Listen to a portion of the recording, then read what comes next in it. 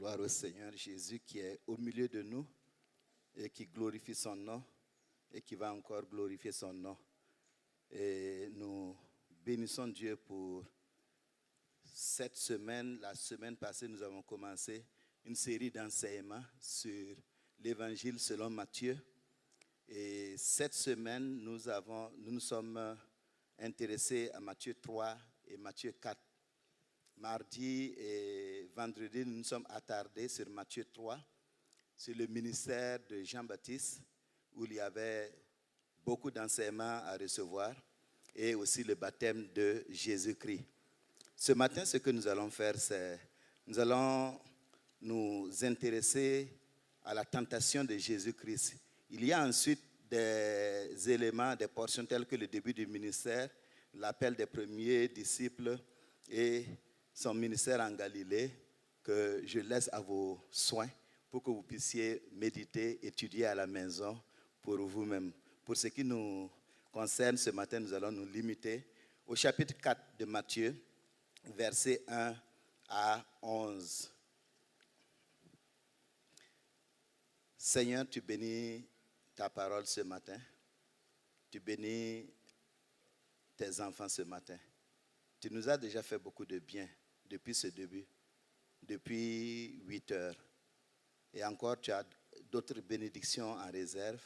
Nous voulons les recevoir au nom de Jésus-Christ. Amen. Il est dit, alors Jésus fut amené par l'Esprit dans le désert pour être tenté par le diable. Après avoir jeûné 40 jours et 40 nuits, il eut faim. Le tentateur s'étant approché, lui dit, si tu es fils de Dieu, ordonne que ces pierres deviennent des pains. Jésus répondit, il est écrit, l'homme ne vivra pas de pain seulement, mais de toute parole qui sort de la bouche de Dieu. Le diable le transporta dans la ville sainte, le plaça sur le haut du temple et lui dit, si tu es fils de Dieu, jette-toi en bas, car il est écrit, il donnera des ordres à ses anges et à ton sujet, et ils te porteront sur les mains, de peur que ton pied ne heurte contre une pierre. Jésus lui dit, il est aussi écrit, tu ne tenteras point le Seigneur ton Dieu.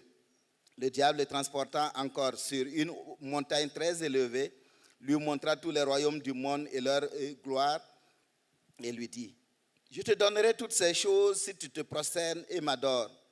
Jésus lui répondit, retire-toi, Satan, car il est écrit, tu adoreras le Seigneur ton Dieu et tu le serviras lui seul. Alors le diable le laissa. Et voici, des anges vinrent auprès de Jésus et le servirent. Alors, comme nous avons dit, mardi et vendredi, nous avons parlé du baptême du ministère de Jean-Baptiste et du baptême de Jésus. Et Matthieu nous informe que Jésus est passé par le baptême parce qu'il est venu physiquement, il a pris la forme humaine, et il avait besoin donc de prendre ce baptême. Et après ce baptême, le Saint-Esprit lui-même l'a conduit au désert pour qu'il soit tenté. Au désert, il a eu ses 40 jours de jeûne comme nous l'avons lu. Et au moment où il était affaibli physiquement dans son humanité, le diable est venu pour le tenter. D'abord en commençant par le besoin de nourriture. C'est vrai, Christ est passé par cette situation parce qu'il s'est fait chair. Et quand nous lisons cette portion, la portion que nous avons lue, nous oblige à parler de l'incarnation de Jésus. Il y a 3 grands points, l'incarnation de Jésus, ensuite le jeûne de Jésus et enfin le baptême de Jésus. L'incarnation de Jésus est bien établie dans la parole de Dieu et particulièrement dans Matthieu 4. Nous savons que dans Galates 4.4, il est dit, lorsque les temps ont été accomplis, Dieu a envoyé son Fils, né d'une femme, né sous la loi. Et dans Hébreux 2, 17 à 18, il est dit, il a dû être rendu semblable en toutes choses à ses frères. Hébreux 4.15, il est dit, il a été tenté comme nous en toutes choses, sans commettre de péché. Ces textes affirment clairement que Jésus, le Fils de Dieu envoyé dans ce monde, a été pleinement comme nous, prenant chair pour vivre pleinement notre condition humaine sans toutefois pécher. Et c'est ce que l'on appelle l'incarnation. Le Fils éternel de Dieu, le deuxième personnage de la Trinité, sans cesser d'être ce qu'il est, c'est-à-dire Fils de Dieu, il s'est uni à ce qu'il n'était pas, c'est-à-dire il n'était pas un humain, et par cet acte, donc, il est venu pour sauver, nous dit le grand dictionnaire de théologie. Il est entré dans l'histoire humaine non pas comme un fantôme, mais comme un homme réel, en chair et en os. Certains veulent faire croire que c'était un fantôme. Non, il était en chair et en os. La doctrine de l'incarnation est donc l'affirmation selon laquelle Dieu s'est fait homme. Il ne s'est pas agi pour Dieu de transformer un homme en Dieu ou bien de diviniser Jésus de Nazareth, mais en réalité, dans la perspective chrétienne, Jésus n'est pas l'homme qui est devenu Dieu. Il est le Dieu fait homme. Il s'est fait homme pour vous et moi. Sans son incarnation, l'homme ne pouvait pas connaître le salut parce qu'il fallait qu'il vienne dans une chair semblable à celle d'Adam, prendre notre nature et vaincre le péché qui est dans notre nature. Il est passé par le chemin de la repentance pour s'identifier aux humains. La repentance dans le Jourdain avec Jean-Baptiste, pour s'identifier aux humains, non pas parce qu'il avait péché, mais parce qu'il veut réellement s'identifier et porter nos péchés. Donc c'était le début même de son identification, avant même d'arriver jusqu'à la mort à la croix. Il est devenu péché pour nous, en portant lui-même nos péchés, afin que par sa justice, nous soyons entièrement justifiés. Et Jean, l'apôtre, nous dit que la parole a été faite chair. Elle a habité parmi nous, pleine de grâce, Jean 1, 14. Et Romains 8, 3 nous dit, Dieu a condamné le péché dans la chair, en envoyant à cause du péché son propre Fils, dans une chair semblable à celle du péché. Jésus est venu comme nous. Et il est devenu humain comme nous. Existant en forme de Dieu, il n'a pas regardé son égalité avec Dieu comme une proie arrachée, nous dit Philippiens 2, 6, mais il s'est dépouillé lui-même en prenant une forme de serviteur, semblable aux hommes, comme un vrai homme. Il y a une image de Jésus que les gens présentent, un Jésus handsome, beau, grand. Ce n'est pas vrai, c'est faux. Jésus, personne ne connaît comment il était. Il a pu peut-être être trapu, mince et grand. Il est tout ce que vous ne savez pas. Il est comme nous, comme moi, ou bien comme mon frère, comme ma soeur. Il n'est pas différent de nous. Alors, lorsqu'on présente cette image, que les gens croient que c'est... En fait, c'est du mensonge. Jésus a été véritablement Dieu et homme en deux natures distinctes, mais ces deux natures distinctes étaient unies en un seul homme. Et ainsi, donc, dans toutes les souffrances qu'il subissait, il ne faisait pas semblant de souffrir. Il ne faisait pas semblant de souffrir, mais il souffrait véritablement. Il n'était pas comme cet enfant qui a dit, le faux malade, j'ai mal partout. Si tu savais comme j'ai mal aux dents, mal au cœur, mal partout, là-dedans, alors qu'il ne sentait rien. Non, Jésus, ce n'était pas ça. Quand il a souffert, il a vraiment souffert. Quand vous avez mal aux dents, quand vous êtes malade, c'est la même souffrance. Quand on vous pique, c'est la même souffrance qu'il a vécue. Par son incarnation, le Messie a vécu nos souffrances et nos tentations, comme nous les vivons dans notre propre chair. Bien-aimé, la plénitude de l'incarnation de Jésus est donc le témoignage donné par Matthieu sur Jésus lorsqu'il a choisi de nous informer qu'il est allé se faire baptiser avant de commencer son ministère. Et après le baptême, il a jeûné pendant 40 jours. Et c'est de cela que nous allons parler. Le jeûne de Jésus, de 40 jours. Le jeûne dans la Bible consiste en une abstinence totale ou partielle de nourriture pour un temps limité et généralement pour des raisons morales et religieuses. Et dans l'Ancien Testament, nous voyons souvent qu'il est question d'humilier son âme devant Dieu. En fait, c'est pour traduire l'expression d'un jeûne. Le jeûne consiste en une humiliation de l'âme devant le Seigneur. Pendant la semaine, il est question de jeûner.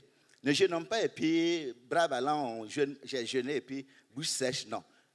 Le jeûne, c'est humiliation de l'âme, c'est-à-dire qu'on s'approche de Dieu réellement.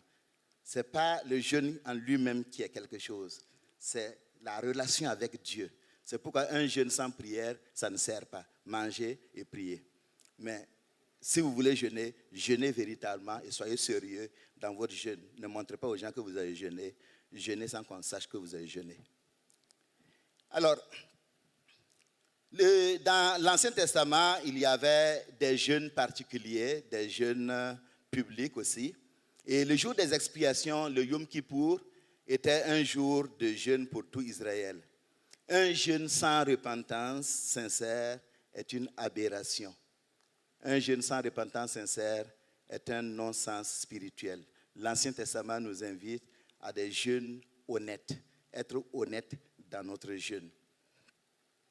Matthieu 4 donc nous déclare que Jésus fut amené par l'Esprit dans le désert pour être tenté par le diable. Après avoir jeûné 40 jours et 40 nuits, il eut faim. Il paraît évident que ce jeûne de 40 jours a été imposé à Jésus par le Saint-Esprit. C'est le Saint-Esprit qui l'a conduit, après son baptême, c'est le Saint-Esprit qui l'a conduit au désert. Et il l'a placé dans le désert, bien sûr, dans l'impossibilité d'avoir à manger. Donc pendant 40 jours, il a passé du temps devant Dieu, il est dans l'impossibilité de manger et donc il a jeûné. Tout comme Moïse avait été appelé sur la montagne pour 40 jours, 40 nuits, impossibilité de manger. Tout comme Élie, dans son voyage pour aller à la montagne de Dieu à Horeb, il a marché 40 jours et 40 nuits sans manger. Ce sont des jeûnes imposés, des jeûnes bien spécifiques. C'est pourquoi aussi, quand nous voulons jeûner, il faut que ce soit une communion avec le Saint-Esprit. Soyons dirigés, ne jeûnons pas parce qu'on a dit de jeûner.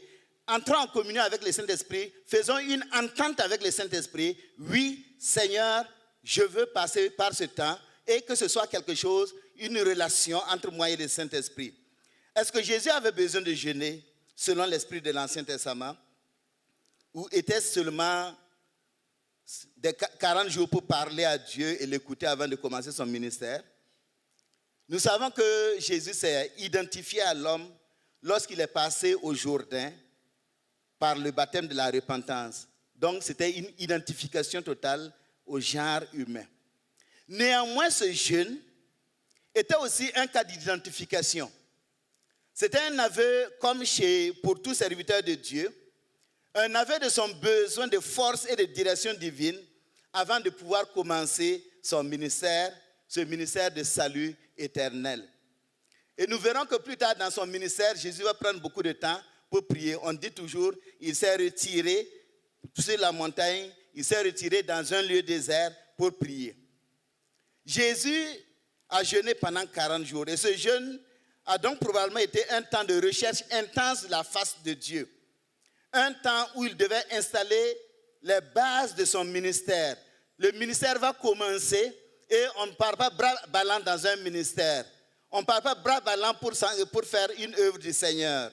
Il passe du temps devant le Seigneur, puisqu'il a pris la forme humaine, puisqu'il est rentré dans notre humanité, il faut qu'il respecte les normes de l'humanité. Un homme va devant Dieu, cherche Dieu avant de faire les bonnes choses qu'il doit faire. Ce jeûne se justifiait particulièrement du fait que son humanité sera mise à rude épreuve. Le diable, si fort et si rusé, va chercher à empêcher ces manifestations de puissance. Il va vouloir faire en sorte que Jésus ne réussisse pas dans toutes ses œuvres. Lorsqu'il veut guérir, lorsqu'il veut délivrer, lorsqu'il veut bénir. Le diable est quelqu'un qui vient pour faire obstacle. Et il fallait jeûner pour bloquer tous ces obstacles. Le jeûne se justifiait aussi par le fait qu'ayant pris toute notre nature humaine, son humanité avait besoin de beaucoup de force et de détermination. Il a besoin de force et de détermination parce qu'il va faire face au mépris. Il va être rejeté. Il va être persécuté. Et il faut qu'il tienne ferme, comme Élie qui marchait pendant 40 jours et 40 nuits. Il ne faut pas s'arrêter. Il fallait que Jésus aille jusqu'au bout et qu'il ne soit pas tenté d'abréger son séjour terrestre. Vous savez que son ministère a duré 3 ans. Il ne faut pas qu'il soit tenté d'abréger ce temps de ministère à cause de la souffrance, abréger sa mission avant l'heure. Il faut qu'il aille jusqu'au bout. Parce qu'il aurait pu arrêter, et ce que le diable voulait, c'est qu'il arrête pour aller reprendre sa gloire. Mais non, Jésus ne le fera pas, et il fallait nécessairement qu'il jeûne pour chercher la force de Dieu. Ce jeûne se justifiait aussi par le fait qu'il avait besoin, à cause de son humanité, d'abandonner toute son âme entre les mains du Père. Sur la terre, il a abandonné toute son âme entre les mains du Père. Et lorsqu'il devait expirer sur la croix, il dit, je t'abandonne mon esprit. Il s'est abandonné totalement. Et c'est cet enseignement que nous devons effectivement saisir, nous abandonner entièrement entre les mains de Dieu. Quand on s'abandonne entièrement, Dieu maintenant prend la charge de nous conduire, de nous diriger et de nous faire le travail qu'il veut que nous fassions. Abandonner toute son âme entre les mains du Père. Et ce jeûne se justifiait enfin par le fait que, en tant que second Moïse, il a besoin, comme le premier Moïse, de recevoir des instructions précises de la part du Père. Il devait recevoir dans la présence de Dieu les tables de la loi de grâce. Et cette loi de grâce est une loi non pas écrite sur des tables de pierre, mais écrite dans les cœurs. Et il faut que lorsqu'il va descendre, qu'il aille jusqu'au bout de la vérité. Dire l'exacte vérité. Montrer l'exact chemin qui mène vers la vie chez le Père. Et comme Moïse, il devait faire les choses avec exactitude. Il a été dit à Moïse, pour le tabernacle, pour l'arche de l'alliance, fais comme il t'a été montré sur la montagne. Et Jésus aussi devait faire comme il l'a reçu du Père pendant ce temps de jeûne. Ainsi donc, le Fils de Dieu avait besoin de jeûner. Et l'Esprit lui en a indiqué et imposé la nécessité afin que son ministère corresponde à celui du Père. Bien-aimés, lorsque vous voulez faire quelque chose pour Dieu, lorsque nous voulons poser des actes au nom de Dieu, prenons du temps de chercher la face de Dieu. La connaissance ne sert à rien. La force et les moyens financiers ne servent à rien. C'est la recherche de la face de Dieu qui nous donne la capacité de réaliser des choses qui vont transformer les gens, qui vont renouveler les vies et qui vont réaliser la gloire de Dieu. En vérité, dit Jésus, le Fils ne peut rien faire de lui-même. Il ne fait que ce qu'il voit faire au Père. Et tout ce que le Père fait, le Fils aussi le fait. Jean 5, verset 19. Et il dit, quand vous aurez élevé le Fils de l'homme, alors vous connaîtrez que ce que je suis. Et que je ne fais rien de moi-même, mais que je parle selon ce que le Père m'a enseigné. Soyons en relation avec le Père pour servir le Père.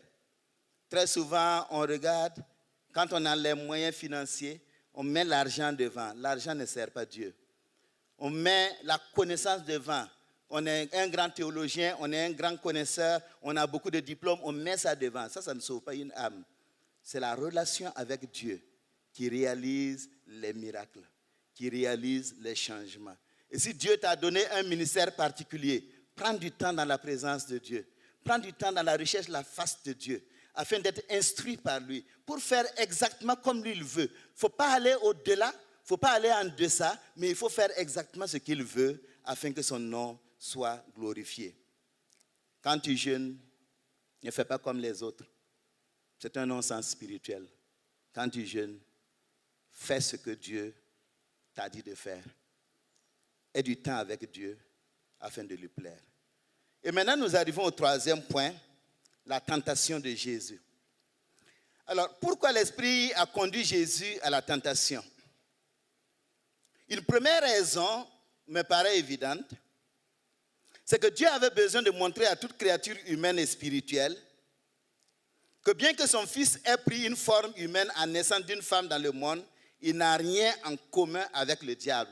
Par la tentation, il va prouver qu'il n'a rien en commun avec le diable. Satan n'a rien en lui. Il n'y a aucun péché en lui.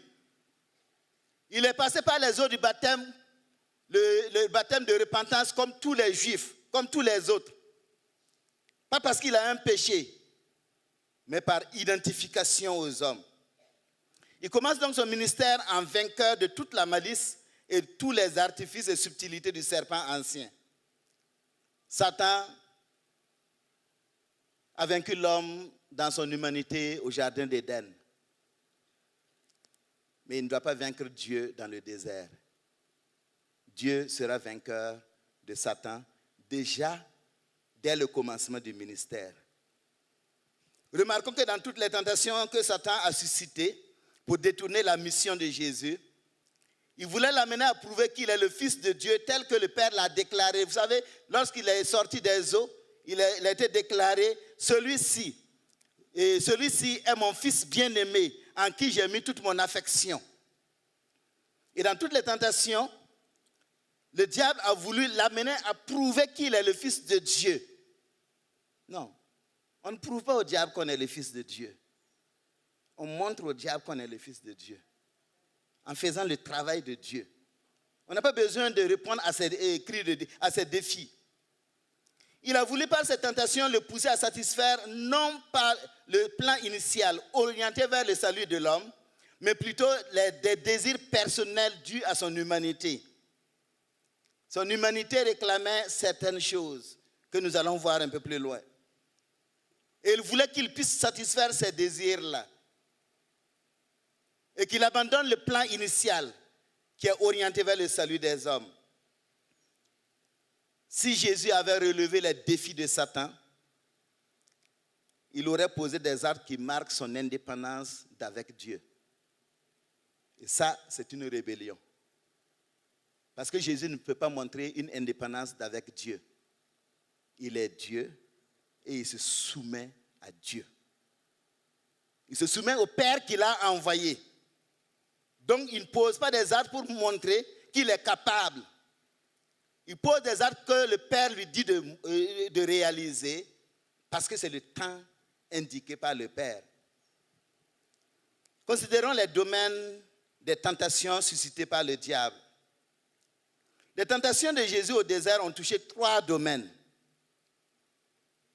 Et ce sont par ces trois domaines qu'il a tenté Adam et Ève dans le jardin d'Éden. Genèse 3, 6.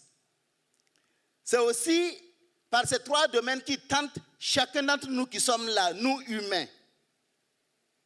Le désir de la chair, le désir de posséder, le désir d'être vu. Ce qui est arrivé en Éden à Ève et au désert dans la tentation de Jésus va servir d'illustration pour que l'apôtre Jean, en écrivant son épître, sa lettre dans 1 Jean au chapitre 2, verset 16, il donne le triple domaine des tentations qui sont communes aux hommes. Rappelez-vous qu'au jardin d'Éden, la femme vit que l'arbre était bon à manger, premier problème. Agréable à la vue, deuxième problème. Trop précieux pour ouvrir l'intelligence, troisième problème. Et donc, elle en a mangé et elle a donné à son mari. Et Matthieu 4 informe que Jésus a été tenté à ce niveau aussi. Le désir humain de manger, c'est légitime de manger. Le désir humain de se faire voir et le désir humain de posséder. Et l'apôtre Jean donc va écrire dans 1 Jean 2, 16, tout ce qui est dans le monde, la convoitise de la chair, la convoitise des yeux, et l'orgueil de la vie ne vient point du Père, mais vient du monde. Alors, dans la suite de ce que nous allons, en énonçant ces 3 domaines, nous n'allons pas suivre l'ordre de Matthieu, mais plutôt l'ordre de Luc. Parce que l'ordre de Luc correspond à l'ordre que nous trouvons dans la Genèse. L'ordre de Luc correspond aussi à l'ordre que nous trouvons dans 1 Jean 2, 16. C'est-à-dire que nous allons parler des 3 types de tentations, chair, les yeux et orgueil de la vie.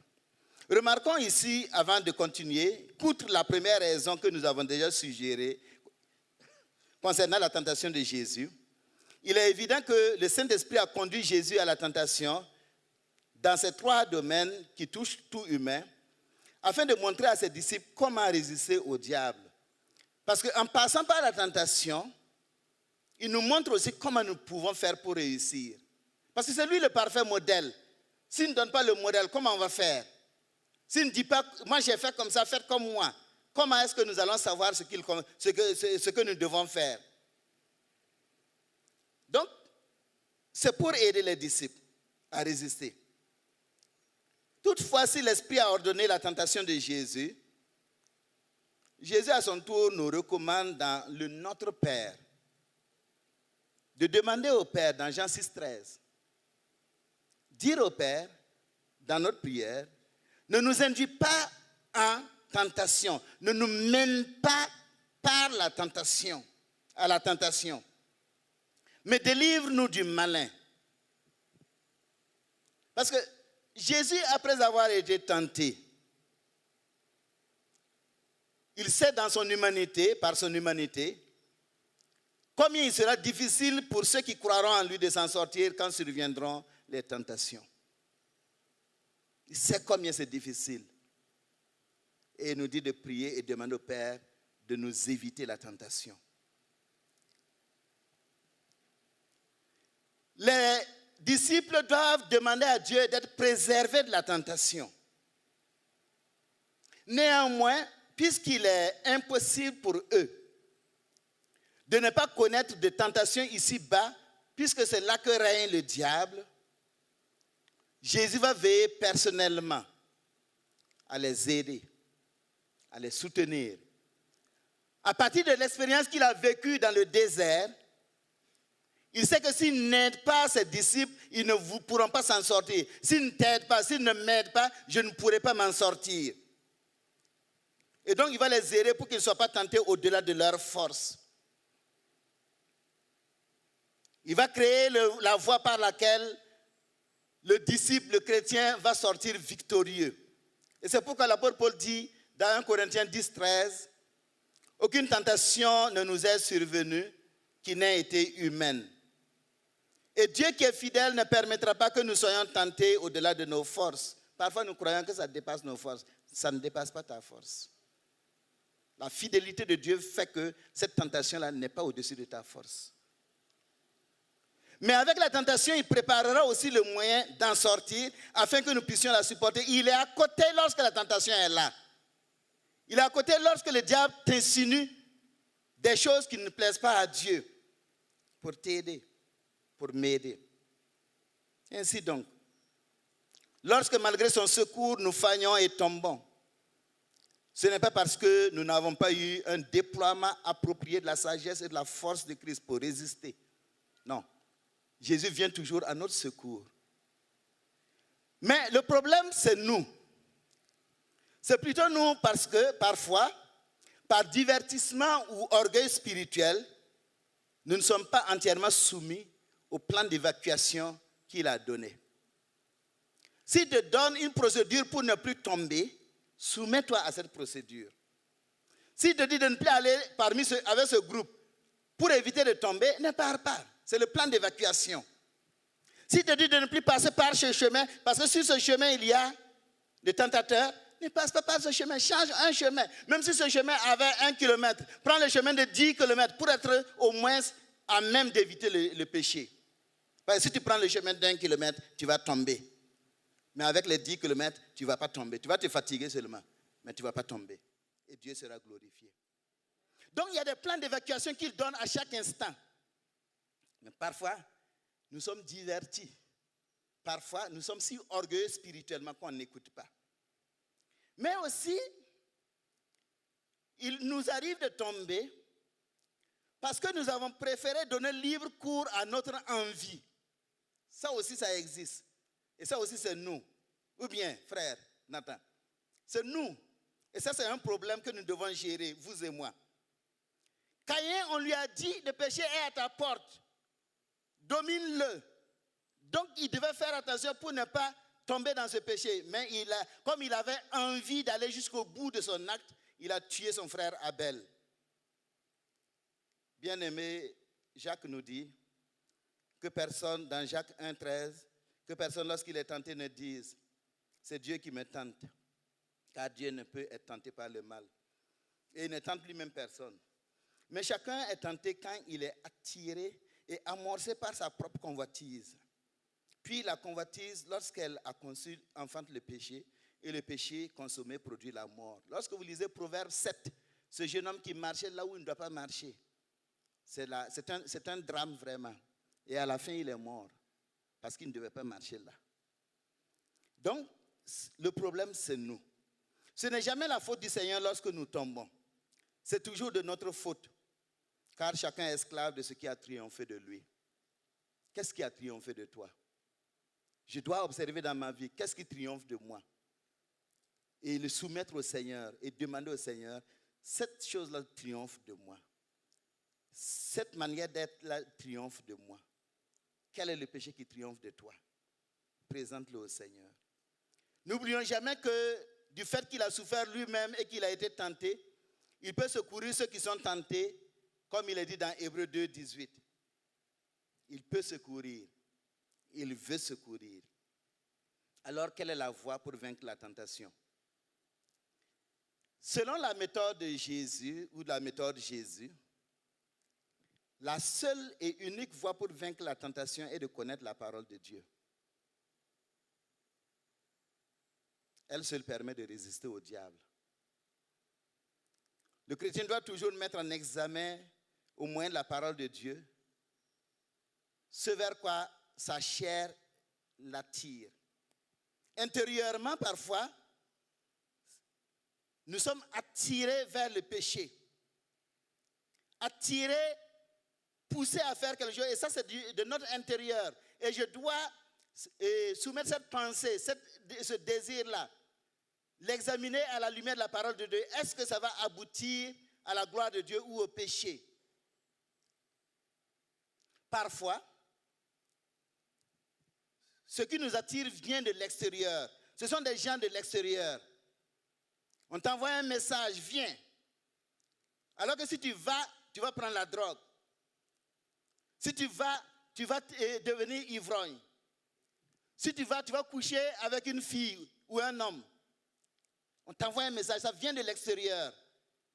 Examine ça à la lumière de la parole de Dieu. Est-ce qu'il faut aller? Psaume 1, verset 1.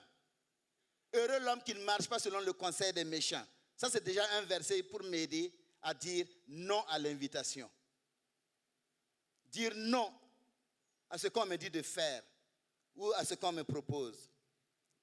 C'est par la parole de Dieu que nous pouvons vaincre. La parole de Dieu est l'unique épée de l'esprit avec et par laquelle nous pouvons combattre Satan et gagner le combat.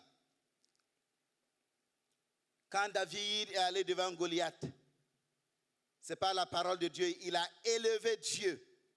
Et avec une pierre, il a renversé le grand Goliath. Et notre grand Goliath, c'est aussi par la parole de Dieu que nous pouvons le mettre à genoux afin de passer. Tout disciple authentique du Christ doit donc examiner la manière et le moyen par lequel il élève Dieu, le moyen et la manière par laquelle il révèle sa foi en Dieu lorsque la tentation vient de satisfaire ses désirs humains. Bien-aimés, les désirs sont là. Tout le monde vit ces choses, mais on n'est pas obligé de tomber. Jésus n'est pas tombé et nous en montre le chemin. Proclamer avec foi un verset ou un passage approprié de la parole de Dieu est un moyen sûr de chasser le diable lorsqu'il nous tente. Ce n'est pas le lieu de discuter. Vous savez que ce qu'il veut là, c'est avoir des rapports avec vous. Ce n'est pas la peine de vous arrêter pour discuter. Si vous discutez, vous allez tomber. Il ne faut pas aller, c'est tout. Vous savez qu'il veut que vous preniez la drogue. Ce n'est pas la peine de vous asseoir et causer pour lui dire non, non, non, laisse ça. Ne va même pas. Ne t'approche même pas. Ignore les invitations. Oh, il y a une grande fête. Les grands de ce pays sont là pour pouvoir faire de grandes choses. Tu sais que si tu vas, il y a un problème. Mais ne pars pas. Tu n'es pas obligé de partir. Pourquoi on part? Pour se faire voir. Et c'est ça qui nous tue. Alors, la première tentation, c'était le désir ou la convoitise de la chair. Lorsque Jésus eut faim, le tentateur s'étant approché lui dit, « Si tu es le Fils de Dieu, ordonne que ces pierres deviennent des pains. » Pour satisfaire son besoin de nourriture, Satan voulait que Jésus viole le plan de Dieu.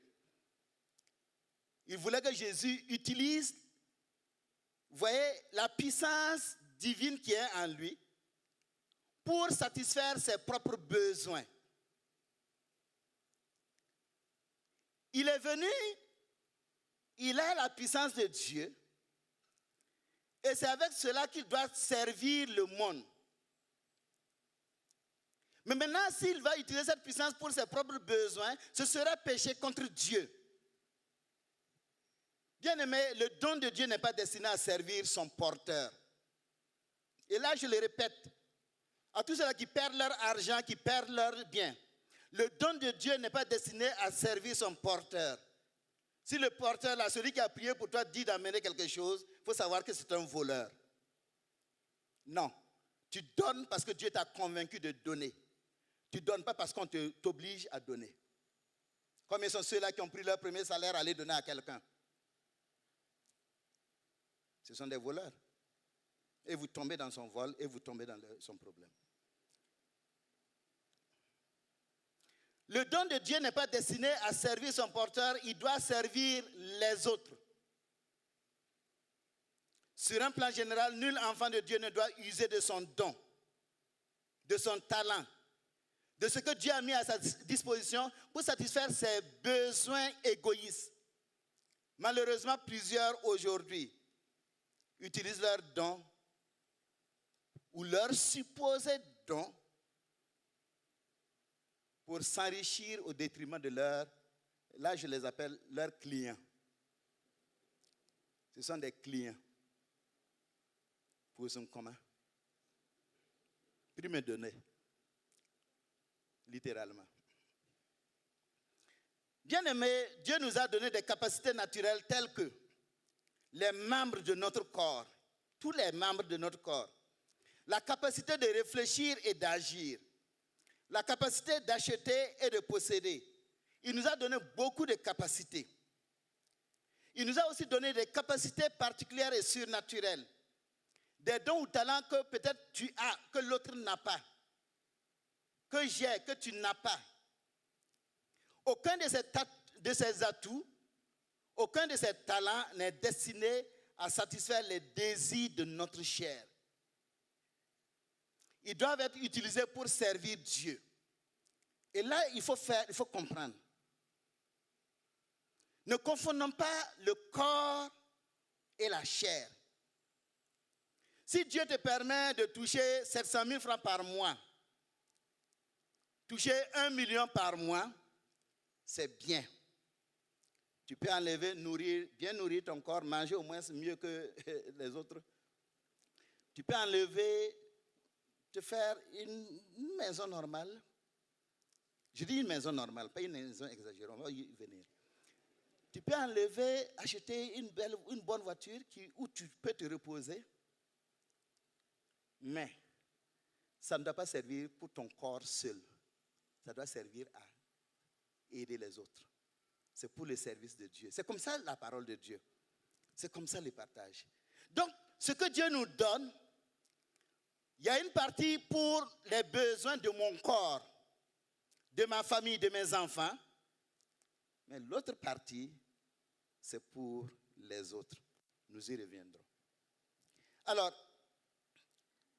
les désirs de la chair, ce sont ceux-là qui nous conduisent à nous éloigner de Dieu. Manger son beefsteak, manger son camembert, manger, etc., etc. Ce n'est pas ça qui m'éloigne de Dieu. Mais tout ce qui va m'amener à m'éloigner de Dieu, c'est ça qui est lié au désir de la chair. OK? Si vous allez vers votre porc au four, mangez votre porc au four, mais ne dépassez pas ça, parce que c'est autre chose. Bien, je m'arrête là. Selon Paul, les œuvres de la chair sont bien évidentes. Écoutez bien les œuvres de la chair dans Galates 5, 19. La débauche, ok? L'impureté, le dérèglement, l'idolâtrie, la magie, les rivalités, c'est-à-dire on veut que l'autre disparaisse, puis on prenne sa place. Les querelles, les jalousies, les animosités, les disputes, les divisions, les sectes, l'envie, l'ivrognerie, les excès de table et les choses semblables telles que la convoitise, les passions, la cupidité, etc.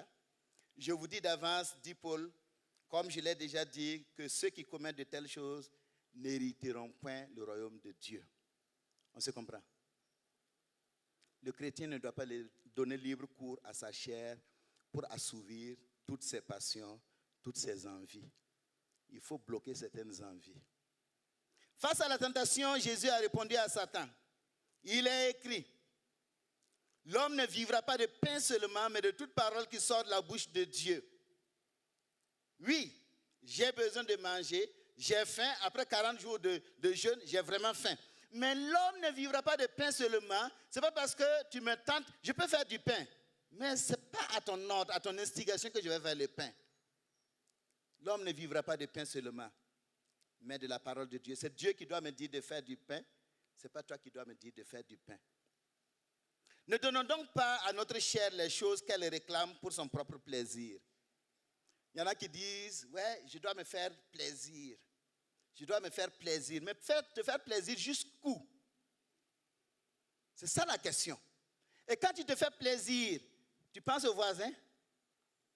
Tu penses à ce que Dieu veut que tu fasses dans son champ? Faites attention, me faire plaisir, c'est une phrase qui peut nous amener très loin, à commettre beaucoup d'erreurs. Vivons dans l'obéissance à la parole de Dieu, dont nous nous nourrissons régulièrement. Le meilleur moyen d'affaiblir la chair, bien-aimée, est de l'affamer en se nourrissant chaque jour de la parole de Dieu et de la prière. Si chaque jour nous avons du temps devant le Seigneur, on lit une portion, on prie. À partir de la portion, cette parole-là vient et elle devient un dépôt dans mon cœur. De telle sorte que face à la tentation, j'ai un verset, j'ai un passage, j'ai une pensée divine qui m'aide à reconnaître que ça là, ce n'est pas bon pour moi. Ça, ce n'est pas bon pour moi. C'est ça, proclamer la parole de Dieu. Deuxième tentation. Les désirs ou convoitises des yeux. Lorsqu'il a échoué à la première tentation, le diable a apporté une autre tentation. Dans Luc donne un ordre, et cet ordre-là, Luc 4, 7, parce que pour Matthieu, ça devient la troisième, mais nous suivons l'ordre de Luc. Il est dit dans Luc 4, 5 à 7, le diable ayant élevé lui montra en un instant tous les royaumes de la terre et lui dit, je te donnerai toute cette puissance et la gloire de ces royaumes, car elle m'a été donnée et je la donne à qui je veux. Si donc tu m'adores, elle sera toute à toi. Ok. La déclaration de Satan quant à son droit sur le monde est vraie. Et cela est soutenu par l'apôtre Paul et Jean. Nous lisons dans 2 Corinthiens 4, 3 à 4, où il est dit, si notre évangile est encore voilé, il est voilé pour ceux qui périssent, pour les incrédules dont le Dieu de ce siècle a aveuglé l'intelligence. C'est-à-dire le Dieu de ce siècle, le Dieu qui est en train d'agir dans ce siècle, qui est en train d'agir dans ce monde. Il a aveuglé leur intelligence afin qu'ils ne voient pas briller la splendeur de l'évangile, de la gloire de Christ, image de Dieu. Ainsi donc, présentement, Satan a des droits. Il a des droits de propriété sur les royaumes de ce monde pécheur. Et l'apôtre Jean écrit dans 1 Jean 5, 19, nous savons que nous sommes de Dieu et que le monde entier est sous la puissance du malin. Ça, je crois que personne d'entre nous ne doute de ça. Mais Jean va avertir maintenant dans Apocalypse. Apocalypse 11, 15. le septième ange sonnant de la trompette, il y eut dans le ciel de fortes voix qui disaient, le royaume de Dieu est remis à notre Seigneur et à son Christ. Et il régnera au siècle des siècles. Donc, présentement, Satan règne. Il fait ce qu'il veut sur la terre. Bien qu'il ne peut pas faire partie de la terre parce que c'est la création de Dieu, Dieu lui donne l'autorisation de régner parce qu'effectivement, il a vaincu l'homme. Il règne et il fait ce qu'il veut et les gens font ce qu'ils veulent. Il suffit de regarder dehors, d'aller quelque part et puis on voit que Satan règne sur la terre. Et son temps va continuer. Son temps va continuer jusqu'à l'enlèvement de l'Église. Son temps va continuer jusqu'à dans la grande tribulation avec l'Antichrist. Mais après, il lui sera retiré ce droit. Et le royaume sera remis au Christ. Et il va régner d'abord pour 1000 ans, vous, moi, avec Christ. Et puis ensuite pour toute l'éternité. Ça, c'est ce que la parole de Dieu nous promet. Et sa parole est véritable. Alors, ce temps n'est pas encore venu. Vous voyez, il y a des gens, des malins, avec les nouvelles théologies, on a fabriqué beaucoup de choses, on a embrouillé les gens et on a mis les gens dans de la super spiritualité. Ils croient ils battent fort alors qu'ils ne battent pas fort. On va partout sur les routes, on chasse les démons. On dit partout, on chasse les démons dans le village, les démons sur la route. Les démons, vous perdez votre temps, ils sont là, vous n'allez pas pouvoir les chasser, c'est leur règne maintenant. Chasse-les dans ton cœur seulement. Les gens cherchent à se montrer trop, mais Dieu ne nous a pas dit. Le temps va venir où il n'y aura pas un démon sur la route. Mais c'est aujourd'hui, là, si vous voulez empêcher, il y en a même qui sont là, qui flânent et qui veulent troubler les pensées. Si tu te laisses gagner, il va t'avoir. Et tu vas dire, le pasteur là, il prêche long encore. Et puis tu ne vas pas écouter. Mais il va prêcher long. Et il va terminer. Et tu vas écouter.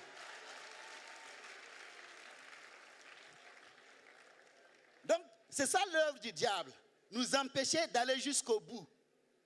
Et ils flânent avec ces petits génies. Et ils font leur œuvre. Mais il y aura un temps où il ne sera pas capable de faire quoi que ce soit. Alors Jésus ne va pas bousculer le planning divin. Si Jésus obéit, il bouscule le planning divin. Ce temps n'est pas encore arrivé où Jésus doit prendre tous les royaumes de la terre. Et encore moins, Jésus ne peut pas prendre la domination d'entre les mains de Satan. C'est Dieu qui lui donne la domination. Ce n'est pas Satan qui lui donne la domination. La convoitise des yeux est l'une des tentations qui détruit plusieurs chrétiens aujourd'hui. De même qu'Ève vit que le fruit était agréable à la vue, plusieurs chrétiens tombent dans le désir de tout avoir, tout posséder, multiplier, alors que leur âme ne s'enrichit pas du tout pour Dieu. Vous savez, bien aimé, Dieu a condamné ce mal en Israël. Écoutez ce qu'il a dit. Dans Ésaïe 5, versets 8 à 9. Malheur à ceux qui ajoutent maison à maison et qui joignent champ à champ jusqu'à ce qu'il n'y ait plus d'espace et qu'ils habitent seuls au milieu du pays. Donc, ils voient ici il y a une maison, c'est ma maison. Là-bas, c'est ma maison. Là-bas, c'est ma maison. Et le terrain, on a 2 hectares là, 5 hectares là, 10 hectares là. Ça, c'est mon terrain. 1000 hectares. Des terrains, alors que votre frère, votre cousin n'a même pas un seul terrain. Vous croyez que quoi? C'est pas bon. C'est pas bon. Voici ce que m'a révélé l'Éternel des armées, dit Ésaïe. Certainement, ces maisons nombreuses seront dévastées. Toutes vos grandes constructions, construisez, vivez, mais sachez que ça va disparaître. Vous avez construit 100 chambres dans la maison alors que vous occupez une seule chambre et demie. Ces grandes et belles maisons n'auront plus d'habitants, dit Ésaïe. En fait, c'est là qu'il faut être sage. C'est là qu'il faut être intelligent. On ne dit pas de ne pas posséder, mais posséder de façon utile. Je ne vais pas trop parler parce que... Et l'Ecclésiaste nous dit, vanité des vanités, dit l'Ecclésiaste, vanité, tout est vanité. Ce qui a été, c'est ce qui sera. Et ce qui s'est fait, c'est ce qui se fera. Il n'y a rien de nouveau sous le soleil. Malgré la condamnation en Ésaïe, les gens continuent dans la même erreur comme si ce verset n'existait pas.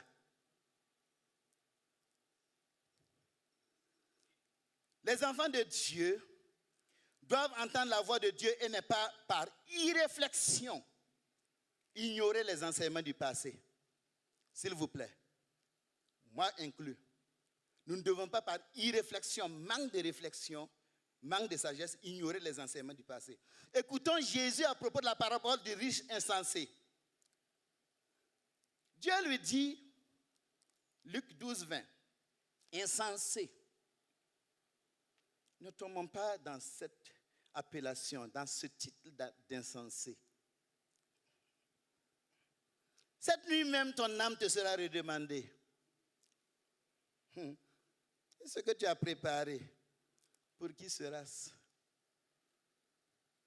Il en est ainsi de celui qui amasse des trésors pour lui-même et qui n'est pas riche pour Dieu. Bien-aimé, Christ va revenir bientôt. Vous allez faire quoi avec tout ce que vous avez posé alors que les autres n'ont rien? Je vous laisse la question, je me laisse la question. Ok. Sachant que le désir d'amasser et posséder pour nous-mêmes et nos enfants est nourri par le diable, alors qu'au même moment, le Seigneur nous place en face de nous des nécessiteux. Les nécessiteux, c'est qui? Ce sont des gens qui sont dans le besoin. Et aujourd'hui, on parle de PDI. Il y a des gens qui pourraient changer le visage de beaucoup de PDI. S'ils ne construisaient pas la 5e, la 10e maison. Moi, je suis là pour parler prophétiquement à chacun de prendre ou de rejeter. Les nécessiteux, ce sont des ministères qui sont consacrés à conduire le monde à Christ, mais qui sont très limités. Pourquoi? Parce qu'il manque de fonds. Les GBU veulent des fonds.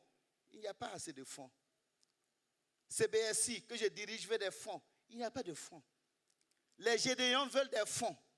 Les aumôneries veulent des fonds. Il n'y a pas de fonds. Mais il y a des gens qui ont les fonds. On se comprend? Ok. S'il vous plaît, cherchons Dieu. On va tout laisser sur cette terre. Il y a des pasteurs consacrés à Dieu qui vivent totalement dans le dénuement, qui n'ont même pas les 3 repas du jour. Peut-être 2 repas, 1 repas. Et toi, tu voyages comme tu veux. Quand tu te lèves, tu vas aux États-Unis, tu achètes ton billet comme si on va aller à Tangendasouri. Ça ne marche pas. Ce n'est pas bon. Quand il y a des obligations de voyage, il n'y a pas de problème. Mais il y en a qui voyagent juste pour se distraire, pour s'amuser. C'est ce que je veux dire. Les besoins, il y a des missionnaires qui sont obligés d'abandonner leur champ missionnaire. Combien de nos missionnaires à l'intérieur, avant même le problème de terroristes, ont quitté leur zone parce qu'ils n'avaient plus rien. Ils n'ont rien. 7500 par mois. Vous voulez qu'ils fassent quoi? Ils sont au Sénégal, ils sont au Tchad. On a notre missionnaire au Tchad. Qu'est-ce qu'ils ont? Il y a tellement de choses. Il y a tellement de pauvres que Dieu place devant toi, des gens dans le dénuement. Laisse ton terrain, vends ton terrain et aide d'autres personnes. C'est ça le message de Dieu aujourd'hui. Bien-aimés, n'adorons pas nos biens matériels et financiers. N'adorons pas maman. Jésus lui répondit donc à Satan, tu adoreras le Seigneur ton Dieu et tu le serviras lui seul. Amen. 3e tentation, la dernière, c'est l'orgueil de la vie. Cette 3e tentation, c'était l'envie de prouver qu'on est capable. Dans l'échelle de la pyramide de Maslow, on va de 1 à 5. Au plus bas, besoin physiologique, besoin de sécurité, appartenance et amour. Et puis maintenant, quand on monte, quand on a assez à manger, on se sent en sécurité, on a quand même un petit logis. Il y a le besoin d'estime, être utile à la société. Et le cinquième, le besoin de s'accomplir, accomplissement de soi. Alors, l'orgueil de la vie se situe généralement au niveau des besoins d'estime et d'accomplissement. Je ne dis pas que quelqu'un qui est pauvre ne peut pas tomber dans ça. Non, ça arrive. Même, il y a des gens qui sont pauvres et même leur péché là, c'est plus fort que celui qui est riche. Leur orgueil même se voit dans leur humilité.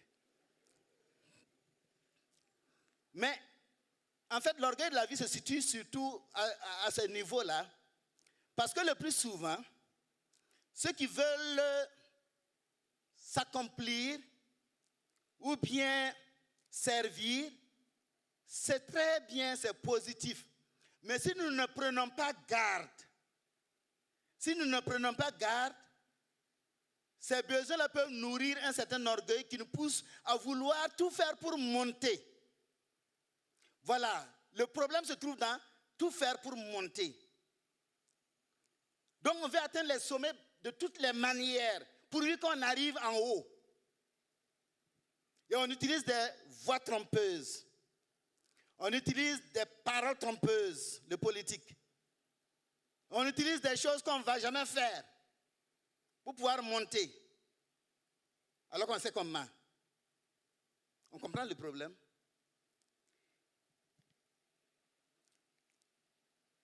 Malheureusement, dans l'église, cela arrive. Au niveau des chrétiens, cela peut arriver très facilement. Des gens qui sont prêts à toutes les manigances pour monter.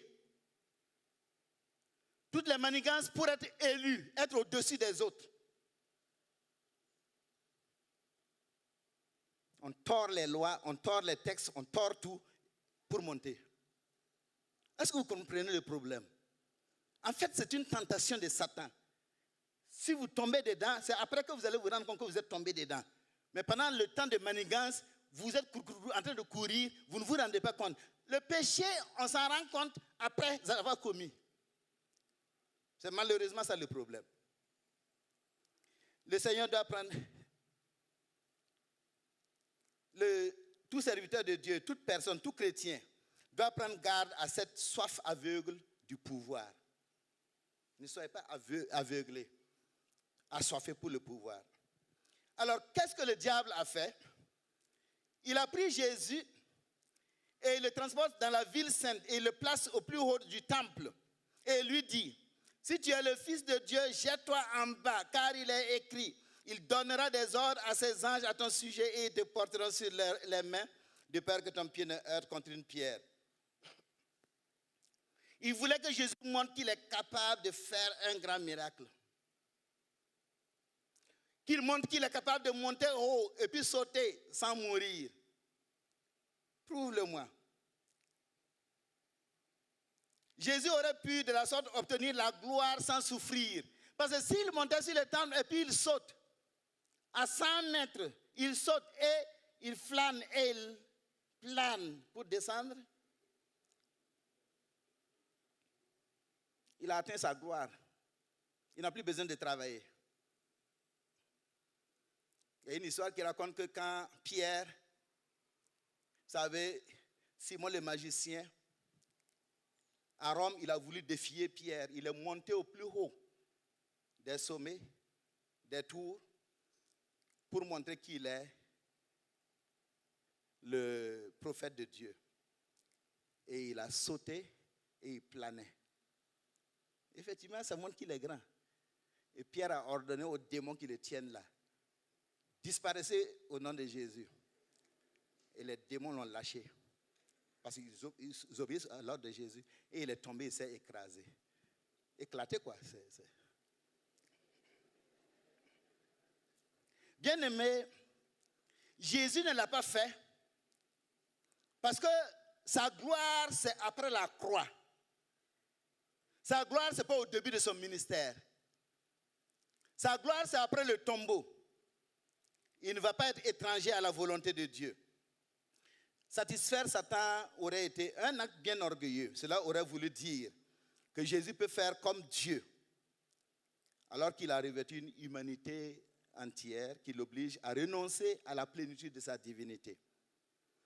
Agir comme Dieu, là où on n'en a pas le droit, aurait été un grave péché. Mais c'est cette incitation que le serpent a placée devant Ève en l'amenant devant le fruit défendu. Il lui a dit de manger. Et quand il a regardé, le fruit est précieux pour ouvrir l'intelligence. L'orgueil. Or, et Dieu avait dit de ne pas toucher. Mais Satan, qu'est-ce qu'il a dit? Vous ne mourrez point. Mais Dieu sait que Dieu est un trompeur. Il est un trompeur. Il sait que le jour où vous en mangerez, vos yeux s'ouvriront et que vous serez comme Dieu, connaissant le bien et le mal. Vos yeux vont s'ouvrir. Et quand elle a regardé les fruits, elle voit déjà ses yeux s'ouvrir. Et elle dit, il n'y a rien à faire, il faut que je mange savoir. Et elle a mangé. Nathalie, et puis on est là. Et nous sommes là. Avoir les yeux ouverts, c'est-à-dire avoir l'esprit ouvert, devenir comme Dieu, tel est le point d'orgueil que le serpent a placé devant Ève. Tel est l'orgueil de la vie qui anime les humains et qui malheureusement détruit le salut de plusieurs chrétiens. Considérons seulement le domaine de la science, très courtement, et de la technologie. La science est une bonne chose. La technologie est bonne. Mais c'est bien s'ils ne sont pas contrôlés, s'ils ne sont pas soumis à un code éthique, ils vont conduire à s'élever pour atteindre Dieu. Et aujourd'hui, tout va très vite. Jésus a dit à Satan, il est écrit, tu ne tenteras point le Seigneur ton Dieu. C'est ce que Jésus a dit. Et aujourd'hui, l'homme est en train de tenter Dieu. On veut, à partir de la science, de la technologie, réaliser des humains améliorés grâce à la science. Je ne dis pas pour guérir des maladies, on ne parle pas de guérison ici. On parle d'humains améliorés grâce à la science. Le désir actuel est de réussir à dépasser l'âge de 120 ans. Vous savez, 120 ans, là, ça a été dit en Éden. Ou du moins, juste au temps de Noé. L'âge, l'homme ne dépassera plus 120. Il y a beaucoup de choses dedans, on ne peut pas s'attarder. Donc, le désir est de dépasser l'âge de 120 ans.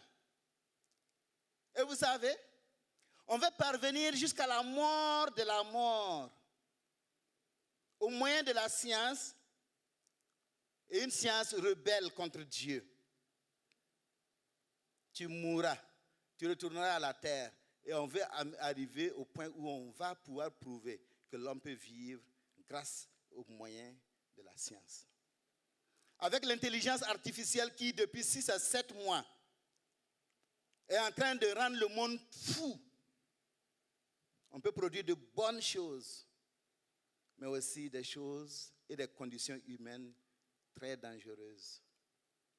Des conditions de vie qui vont conduire l'humanité vers le chaos et au point de pouvoir espérer la mort de Dieu.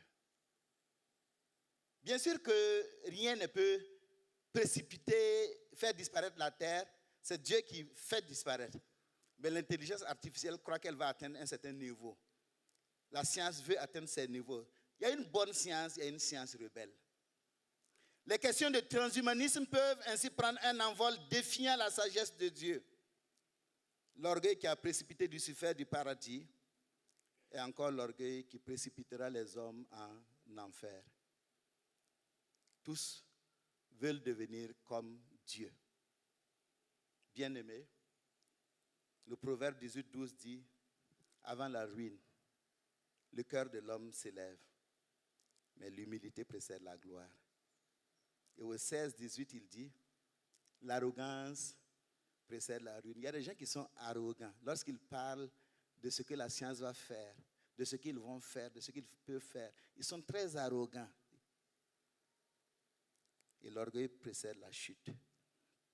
Le chrétien doit savoir reconnaître ses limites et ne pas vouloir défier Dieu comme font les rebelles. Bien-aimés, ils ne seront jamais comme Dieu. Simplement, parce que ce qui est caché, ils ne pourront pas le connaître à l'avance. Rien ne vous permettra de connaître ce qui va arriver après la sortie du culte. Rien. Pourquoi? Parce que nous sommes des humains. C'est tout. En conclusion, Jésus a pris notre humanité. Il a été tenté à cause de sa volonté de sauver l'homme pécheur. Par son jeûne, il a vaincu Satan dans toute sa malice.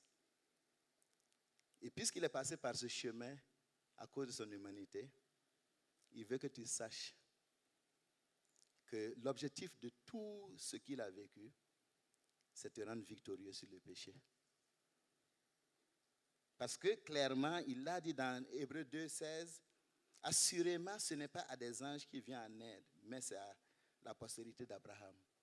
Jésus n'est pas venu pour mourir pour des anges, il est venu pour mourir pour toi et moi, pour les humains.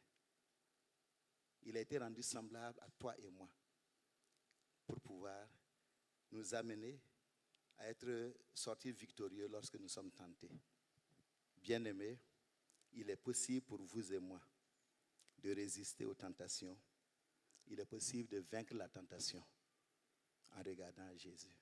Baissons la tête et prions.